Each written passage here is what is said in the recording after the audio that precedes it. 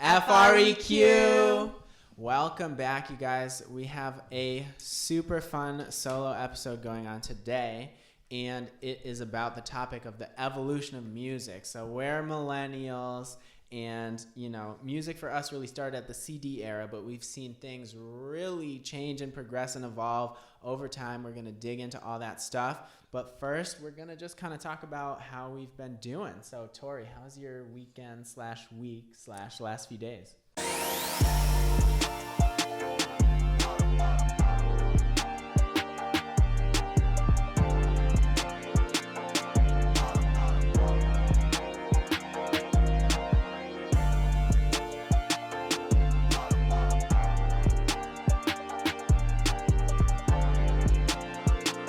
Good. I'm going to Miami next week, so yeah, that'll be fun. That is the spot to be. Dude, it's like lit out there right now. They're not it's spring worried break, about so nothing. Everybody's just out and about. Oh, right, spring break. What's the spring break window?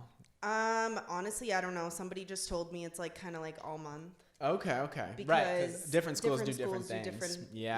Different breaks and stuff, but there's just a lot of people out there, it's hot. So. Yeah. Any specific place you want to eat or you want to go hang out? I don't know yet. I want to go to the strip club for sure. Okay. Yes. Let's go. I went to, what's it called? 11.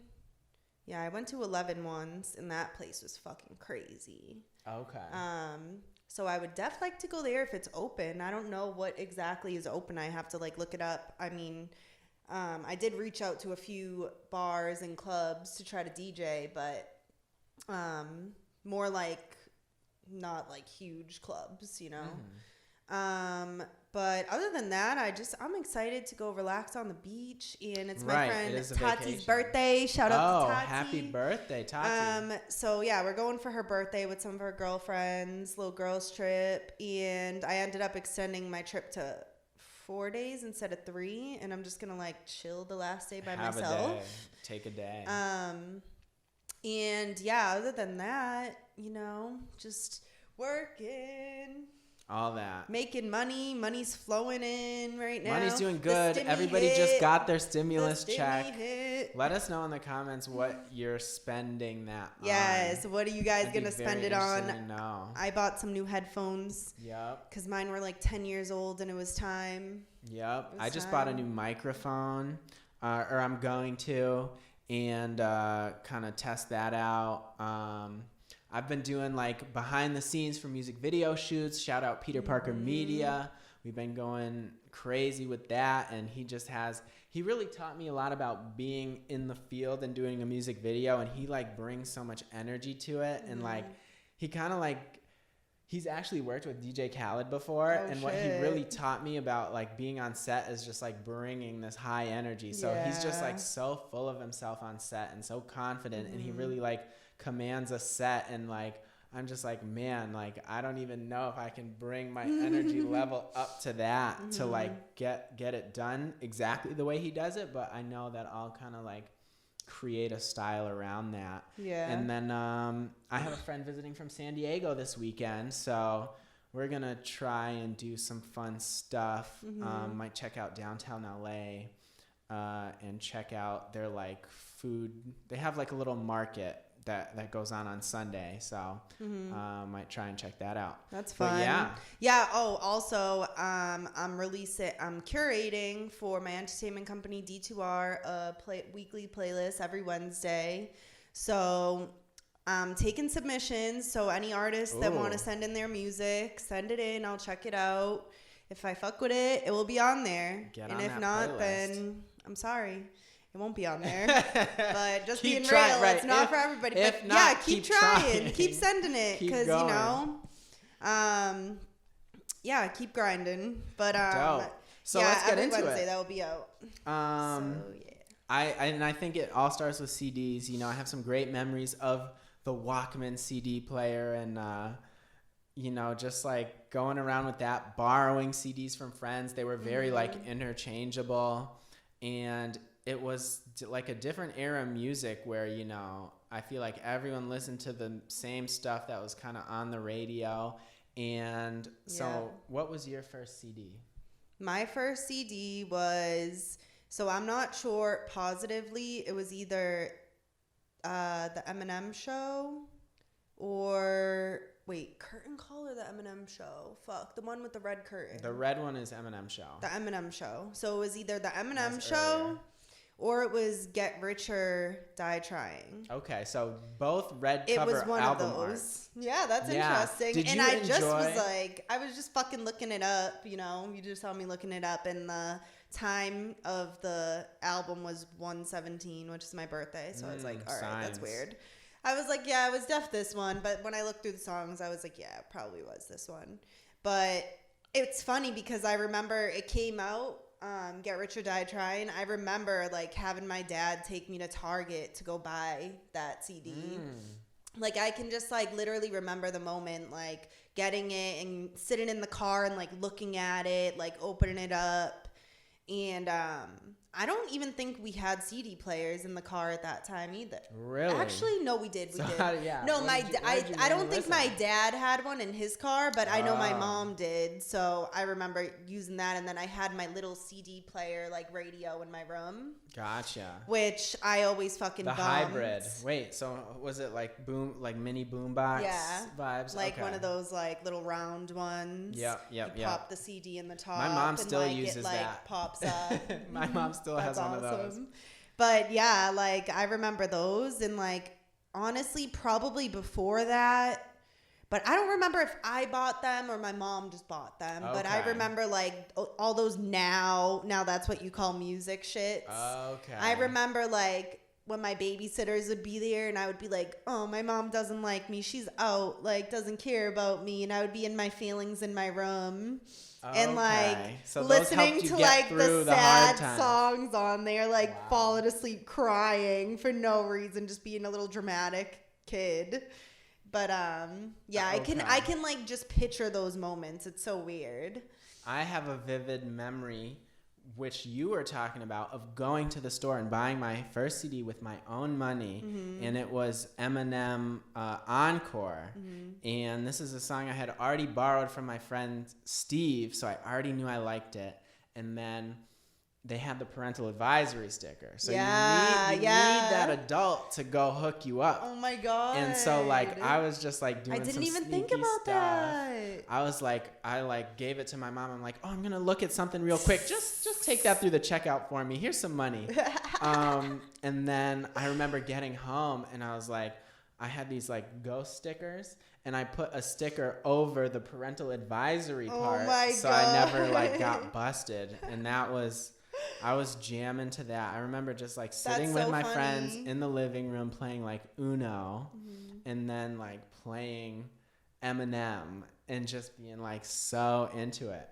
And so your mom didn't really like you listening to that? Like, well, she had no idea. Like I really but you kept thought it she would be that mad? low key. Oh no, she was not down for that. Yeah. She actually, my first album before that was a Nas album, and like I was just playing it off our computer, and my dad got it for me, and she confiscated it.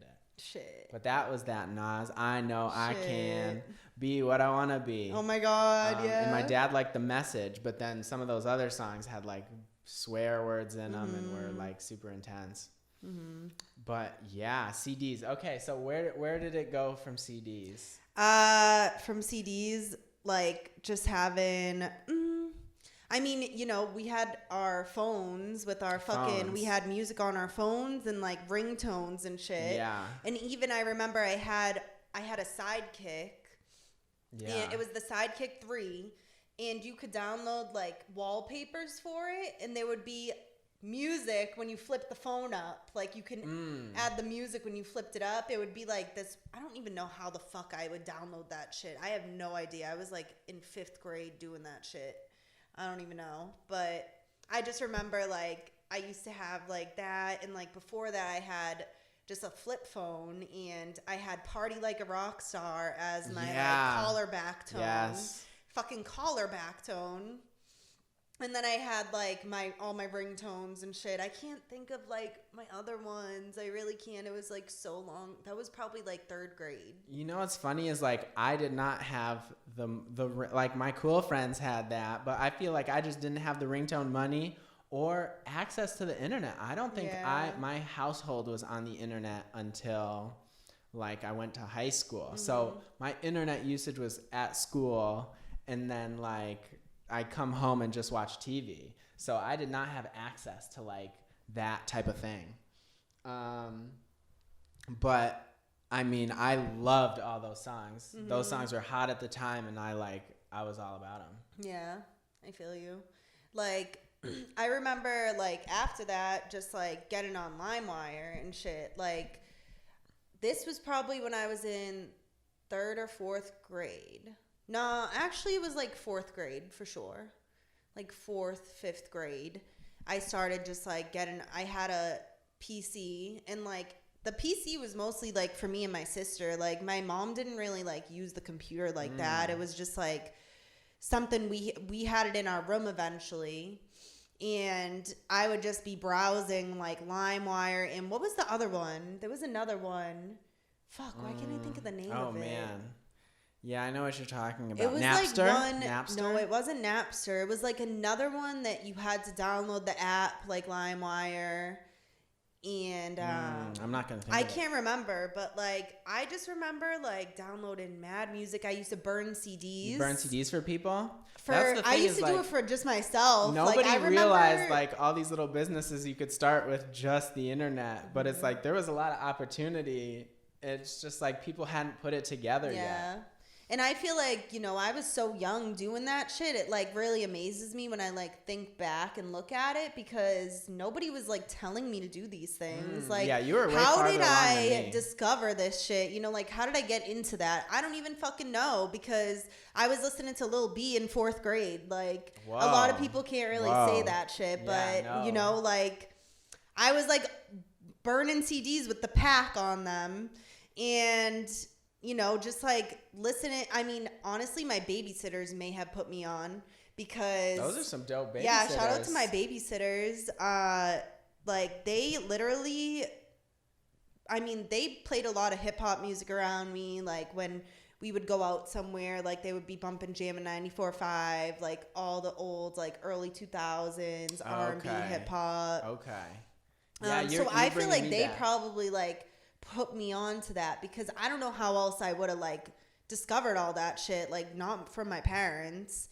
I had a friend named Chris, and he had an older brother, and old enough that he had access to like all the like he had money to go buy all the video games and buy all the CDs and stuff like that. And so an album I never had but I listened to a lot through my friend Chris was Ella Funk by the Black Eyed Peas. Oh yeah, and that was just bumping, you know. Oh my god, the Hey Black Mama, Eyed Peas. does that beat that make? Oh my god, dude, I loved Black Eyed Peas. They were in the day. incredible. Even now, like Even their now, songs are just like great timeless. Music. I mean, I don't really. What's a song I would know like that's newer by them? Newer? I don't know. I think of party.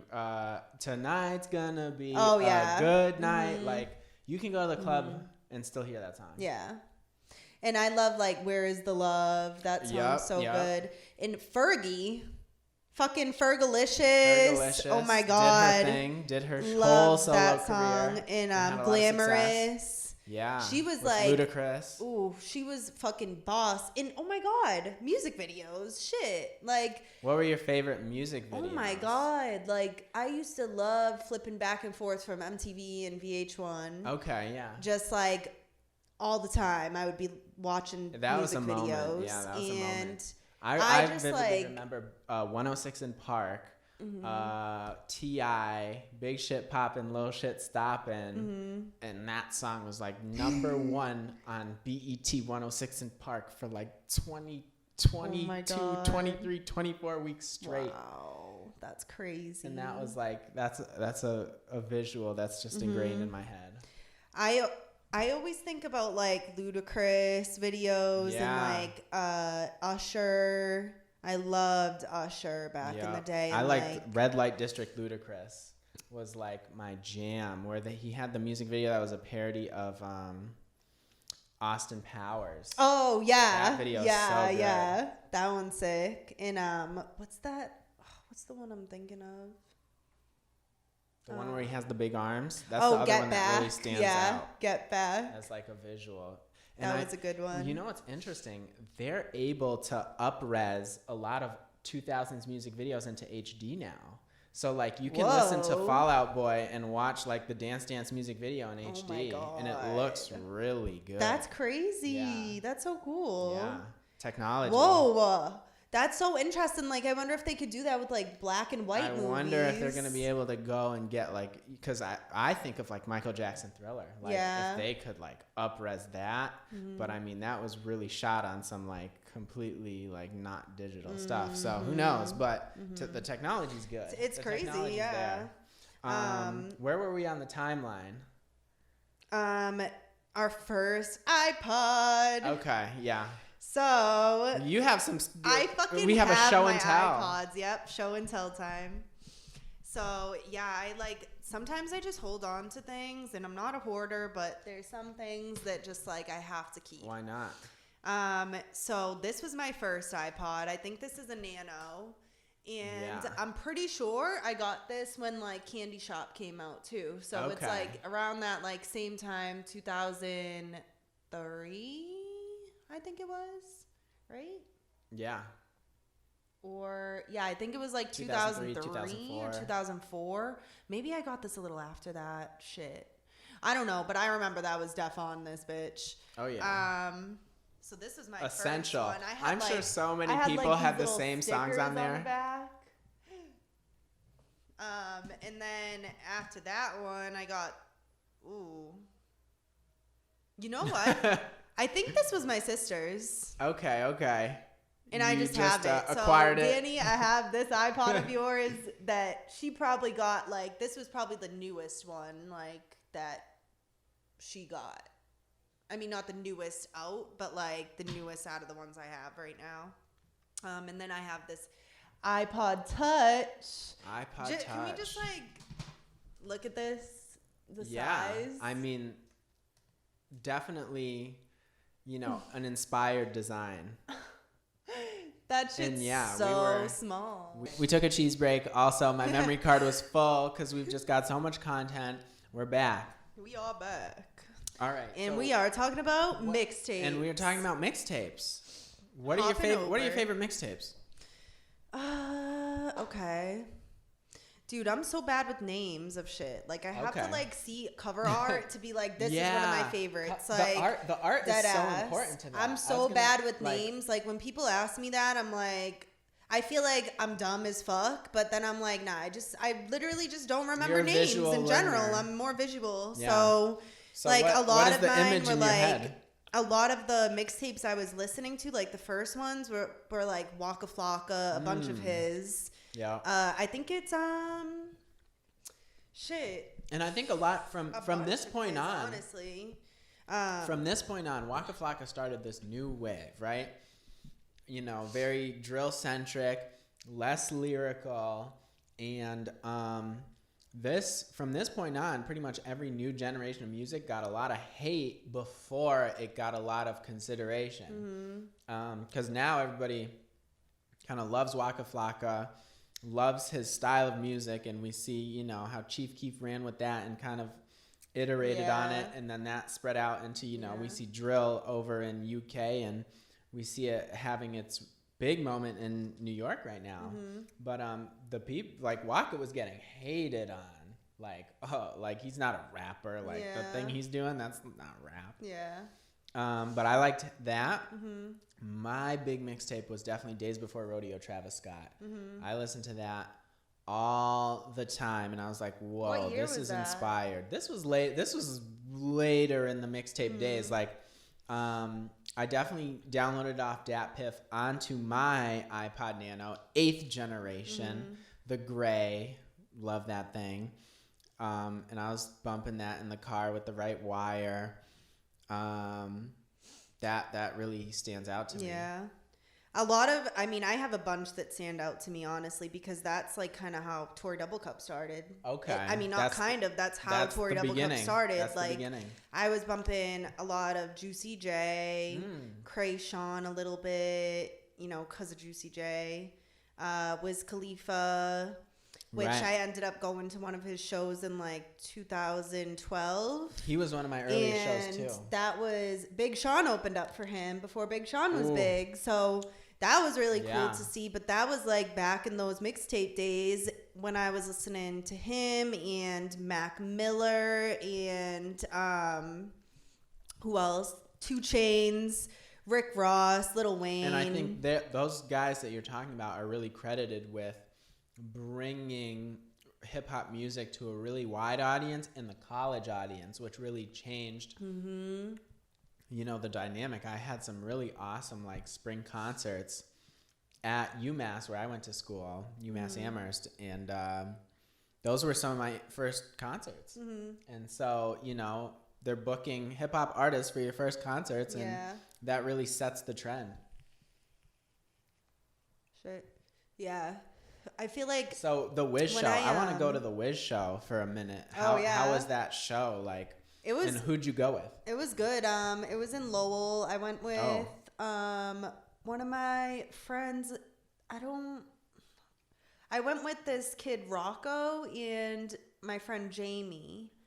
And I think it was just us 3, and like we got a ride there too. We went. It was in Lowell. I think my dad actually might have drove us there. Like hour plus. It was at the Lowell Auditorium. Yep. Big ass place, and I remember I had 2 joints rolled. I was like, I'm rolling papers now because of Wiz Khalifa. Oh wow! Literally, right. That's influence. I feel like he totally influenced me to like roll up papers over like. We were smoking games back then, but I was like, I'm going to roll up some papers for this show. We had like 2 joints rolled. I remember I had a huge joint and then like a smaller one. And I put it in my like pants or something, like in between like my stomach and my pants. And fucking as we went in and shit, like I went to look for them and one of them was gone. So we just had the little tiny one. That's not a total loss. The bigger but one we were in gone. like Damn. the crowd. We were just these small girls in this huge fucking crowd of people. Remember, is that intimidating? Because like being a girl, right? You tend to be like shorter, so you're not necessarily getting the best view of the stage. And then it's like certain shows can be like. I wouldn't say intimidating, but it's definitely fucking comfortable. But when you're like vibing out to the music, like you don't even care. Like I've been to a lot of shows where I was suffocating and sweating. Right, the next day I have bruises all over me because I'm literally pushed up against the gate. Like literally, a lot of like Odd Future concerts actually that I went to. So Odd Future mixtapes were like some of my first ones too. Yeah, huge influence of mine. One of my favorite like groups ever, like for real. Yeah, they really changed the game. Wave. Like Tyler was just like doing all this different shit, and I was just amazed that he was like producing, directing, making music, like just being creative in so many different ways, and just on this like I don't give a fuck shit. And I'm a freshman in high school, I'm finding myself, and I'm like, yes, like fuck school, kill people, burn shit, fuck school. Literally, like just saying all this ignorant ass shit, and I was just loving it. And me and my friends literally, like, we went to the pop-ups they did in Boston, like their meet and greets. We met all of them. We went to all the shows out there. Literally, like, we were on our shit, and they were the funnest concerts I've ever been to, dead ass. Like, nice. The vibe was just so fun. Everybody's like moshing and just throwing themselves around, and everybody's smiling. Like, nobody's like mad that they're being fucking trampled on or whatever. Like, everybody's just enjoying it. The energy was just so crazy. I had a similar experience in Northampton, Mass. I went to a Danny Brown show, and it was just like so exactly what you're talking about. Yeah. Like, there was kind of like, you know, crowd surfing and stuff like that, but everyone was just cool, and it was a moment, and everyone was just like Danny Brown having shows a are cool lit time. too.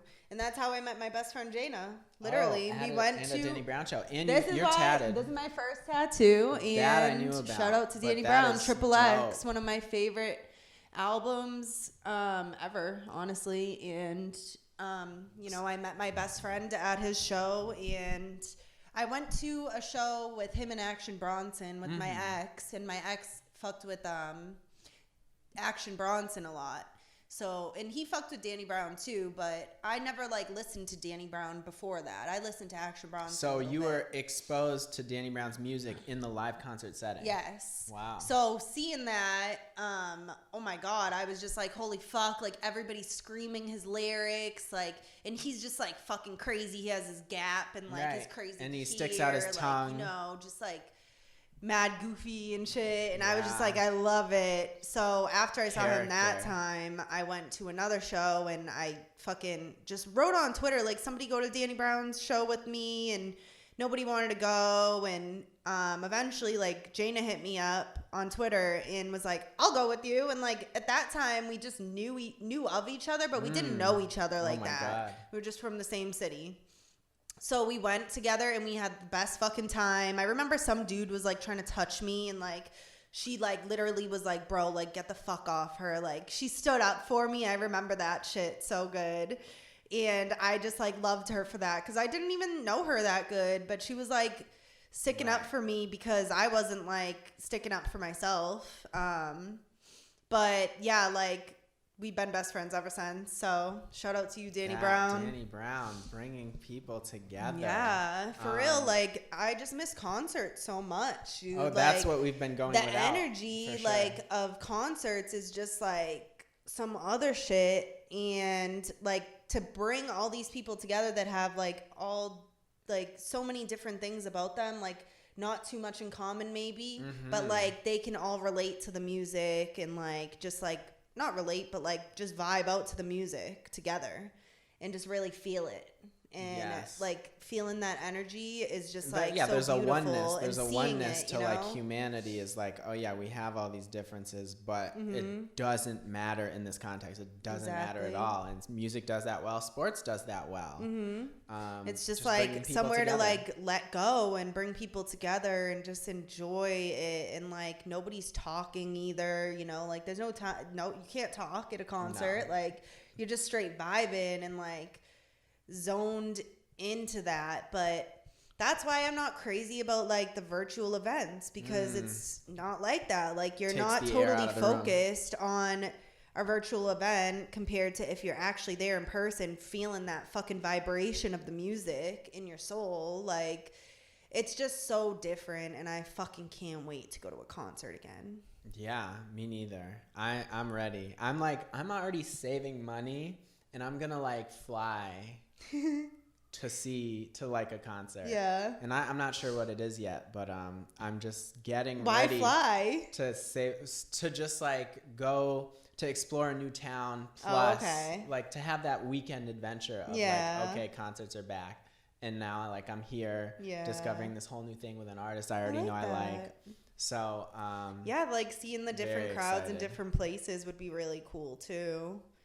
Because, you know, everybody's different. Yeah, like the crowds are very different in different states. Yeah. That's for sure. And I think Mass was a good place to grow up. Like, Mass had, like, some good crowds and people that were just, like, kind of, yeah. Like, I feel like Mass has, like, a very underground following. So you can find something that's cool. Yeah, exactly. Like, you can find the Middle East. I love the Middle East. That shit was, like, just, I mean, honestly, like, I don't fuck with them. They actually like did some shady shit that I'm not going to talk about, but they're shut down completely because of like they're done. The shit they did. Oh wow. I think it's not, it might be COVID too, but I'm pretty sure it's like some shit they were doing over there. But other than that, like that was the place where they booked all the underground artists, you know, like most shows were there in the past. Or they were at like the Paradise. Or what's the other one that I'm trying to think of? You had to go up The like one all right those near- stairs. It was in Cambridge. Which one's that? I was thinking of the one right near the baseball stadium. The House of Blues? Yeah, House of Blues. Yeah, House of Blues. That's a hub. Yeah. They're fucking assholes there. I got kicked out of there before I went to an ASAP Ferg show once. Ooh. Where are we at? Well, 12 minutes, and I forget what the other one is. So we're probably at like 30 minutes. Yeah. Okay. Yeah, I was just trying to see because like we just got off track a little. Yeah. Because like SoundCloud is next, right? Yeah, SoundCloud's next. So what were you listening to on SoundCloud at first? Like, what's the first thing you can remember? You know what's so listening funny to? is like almost everything we talk about is like I got there late.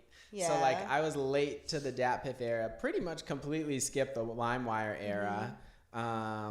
And so I was definitely late to SoundCloud, but when I got to SoundCloud, Lil Yachty, and the Little Boat mixtape, and that at like those like video game music sounds combined with like the really first time we saw like bubblegum rap. Yeah. And that just like, whoa, it's like, whoa, you took me to another world.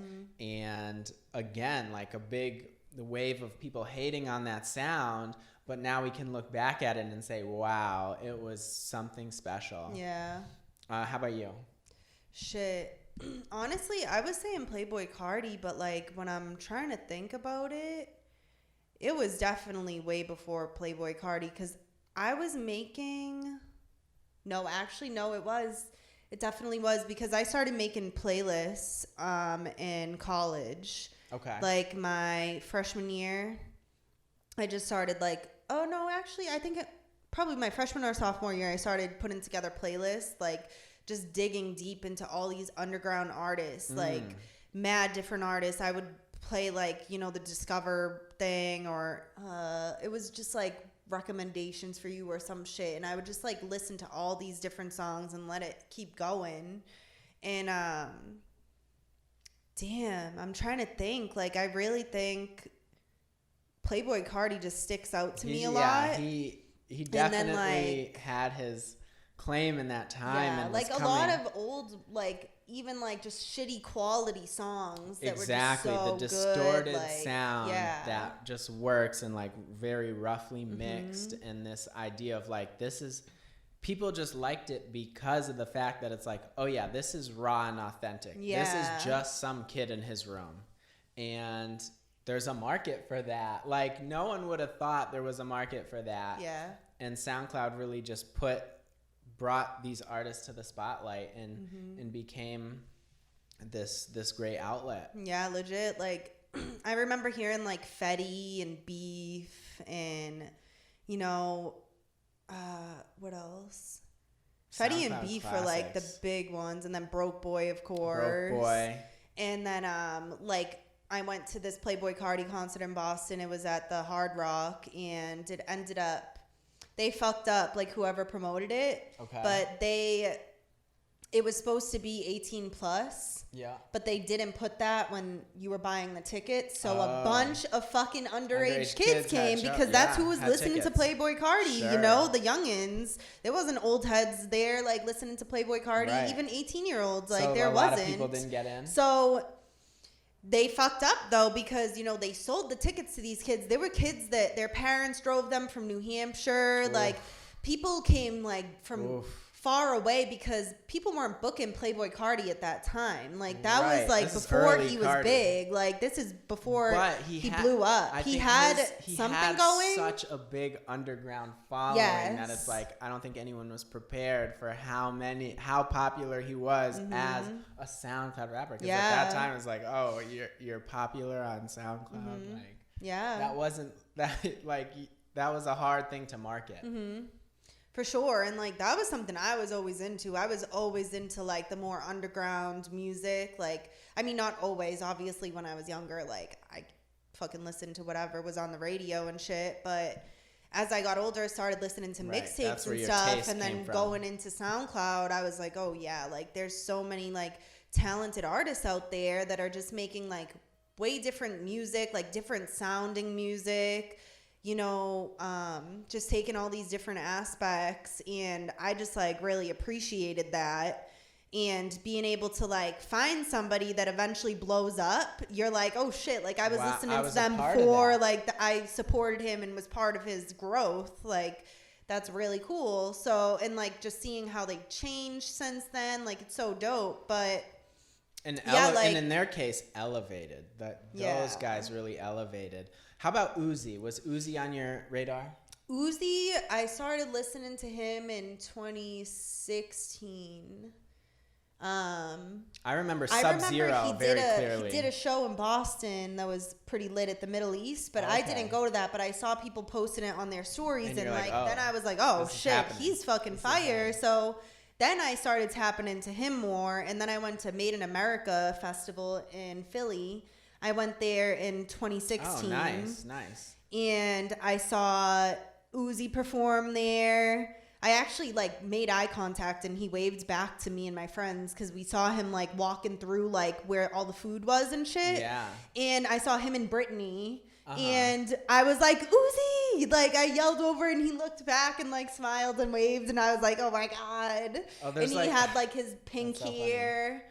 There's like that meme. Have you seen that meme video where it's like what Lil Uzi Vert acts like, and now it's like he has a security guard and the guy's like there's a guy off camera that's like Uzi, and then there's that guy acting pretending to be Uzi, and he just like throws up the peace sign, but then like hangs out behind the security guard. Yeah, that meme is so. That's mad funny. But you got to Uzi before the security guard. Yeah. I mean, he had security around him, but he was just like walking through and like I just waved and like yelled his name and he like waved back and looked. And then like that day I saw, that weekend, I don't know if it was the same day, but I saw Cardi perform there and I saw Lil Yachty perform there and like, oh my God. It was just so fucking cool to see them do their thing. And so future of music, you know, we've seen, so basically we went from CDs to like every song you could ever want is right at your fingertips on your phone. Yeah. Super convenient. What's next? Shit. Well, like, I don't know. What are we going to have a microchip on our brain? Yeah, how does it get any easier to listen to music? I think it's literally going to be like, I'm going to think of something and it's going to pop up on my phone type shit. Which is going to be quick, right? Because we already know that all these social media platforms literally do things to control us and like control our brains and like put they know what we like, you know, they put on our sponsored ads, like they hear us talking about things. They know what you like more than your family, more than like your close friends. They do, they see everything we're doing on our phones. So I feel like the next thing is going to literally be like some shit where we don't have to even touch our phones. It's like going to be all like whatever we're talking about is already going to, our phones are already going to know, like they already do. And we're going to think about it, like we're going to use our fucking brains. And it's going to just be like, all right, here's your song right here. Yeah. Or maybe even like, I don't know. I mean, even Spotify, for example, like their algorithm is so good to knowing what you like. Like it's so fucking on point based off of what you listen to. So what's the next thing, you know? Like it's just going to be something that's even easier than that. Like the fact that they're just giving you you don't even have to dig anymore. You can just run this playlist and let it keep going, you know? What do you think? I have no idea, but it has to be what you're saying because I just think of the evolution of the speed of humans interacting with the internet, right? Typing things in with your fingers is a slow way to input information you want from the internet. So now we're onto voice, like the voice commands, the Alexas telling them to like bring us a song. And so what you were saying, the next thing is think of the song and it's there. Yeah, it's just there. And so, how they implement that is probably going to be weird and hopefully not too invasive. Yeah. But that's guaranteed the future. Yeah. I mean, technology, it's just going to be something technological, you know, like we're just seeing this growth. Like we just talked about, you know, we had these iPods. We don't have iPods anymore. No. Or, I mean, people might still use them, but why better, would we? Right. We have better a phone and our music together. Why would we have a separate thing? So you know, it's just gonna get like easier and easier, more accessible, like, but it's kind of scary because I mean, I'm not putting a microchip in my fucking brain to make it easier for myself. And then the other thing is like that just fucks up people's attention span because people won't have the patience to, you know, go look up a song or people already don't. That's why people have like link trees in their bio. That's why I have that shit. And I think that's why snippets are so popular because people don't even want to listen to a whole song. They want to hear the snippet, even if it's in low quality, feel like, oh yeah, I'm hearing something that's new and early. And then they just loop the snippet. And so I think DJing is also going to be affected where it's like already DJs kind of just play like maybe the chorus in like one verse off a song and then get to the next song. I think you're gonna see the speed DJing era where it's like you're playing 10-15 seconds of a song and it's already time for the next song. You just hitting the big moment in these songs, the big punchline, and then you're on to the next one. I hope not. I think it'll be a real adjustment. But yeah, I mean, shit, we have to adjust to everything. It's like when we were younger, like adults would say, oh, these kids are always on their phones, like blah, blah, blah. Or what are you doing on that shit? And now it's like, you know, it's just, what was I going to fucking say about that? Well, I think it's hard to fight the wave. Yes, that's what I was going to say. You know, we have to adjust to whatever's in now. You know, we just have to, or we can be like miserable and hating on it, and then like that's not going to do anything for us at the end of the day. So we can either adjust or just fucking be miserable, I guess, you know. I don't know if it's necessarily miserable, but you know, pop culture is going to pass you right by. Just like the culture and what people are doing, it's only moving quicker and quicker. And I think that's a good place to end the episode, too. Yeah, that was so good. We went through it. We went through the evolution. Final thoughts? I just want to know everybody else's, like, maybe, like, first mixtape or, like, how you used to listen to music when you were younger, what big artists you were into, you know, just anything we talked about. Let us know, like, how you feel about those subjects.